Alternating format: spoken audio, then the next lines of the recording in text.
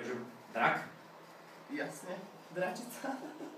To ťa netreba prehovárať, už ty vymýšľaš, hej, v hlave potom nejaké sexuálne zážitky. No, potom, Fakt, ja som zlá potom niekedy. Ako v čom si zlá?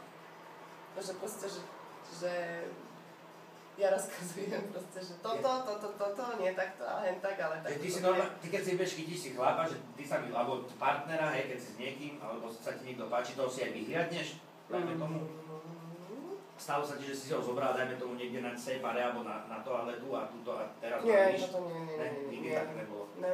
To muselo byť doma alebo proste niečo takéto, hej, nejaké také miesto. A musím poznať, ja som taká, že... Musíš ho poznať, my sa už poznáme. No áno, Mário, jasne. Áno, to je super.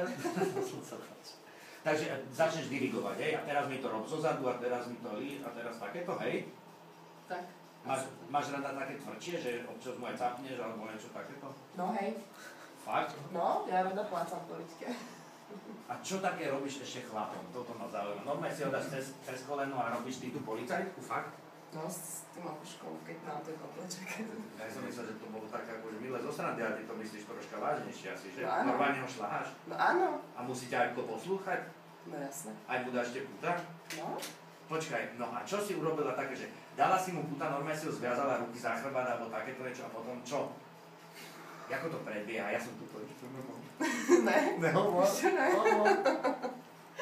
No normálne on nevedel, že vlastne, že sa bude niečo diať, tak vlastne ja som tak z ničoho nič, len tie puta nejako za sekundu mu dala na ruky a zobrala som ten telendrek a tak išlo to proste. Počkaj, on stál niekde v kúte alebo ležal v posteli? Ležal. Ale tak páčilo sa to tak.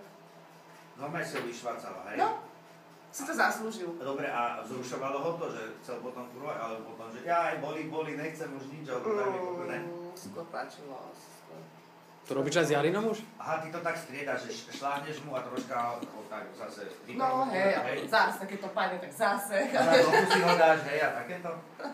No to je nádherné. Pekný víkend si môžeme urobiť niekedy. Sadomaso štýl.